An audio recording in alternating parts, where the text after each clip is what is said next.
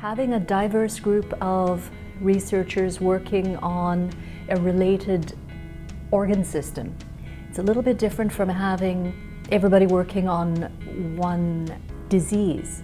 We're sort of pulling together to study different diseases but using each other's mindset. That's something that biology of breathing is unique in that organization, that structure, and in that energy. Since I joined the Children's Hospital Research Institute of Manitoba, I've been very privileged to work with other researchers in BOB, and it's a very innovative and unique group of lung researchers that work together, try and discover the mechanisms that are underlying the lung diseases that we study. I think within today's research environment, even individual grants require a team behind them. And I think the best way that Bob can further help me is to create an environment where there's infrastructure and support available through collaborations and new techniques that I don't have available in my own lab. The more we know about each other's work, the more integrative we are as a group,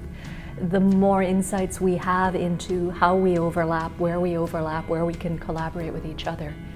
And somebody else's really good idea might be something that I just never thought of. Some of the studies that we have done in our laboratory would not have been possible without the infrastructure support that's been provided through collaborations within BOB and within the Children's Hospital Research Institute.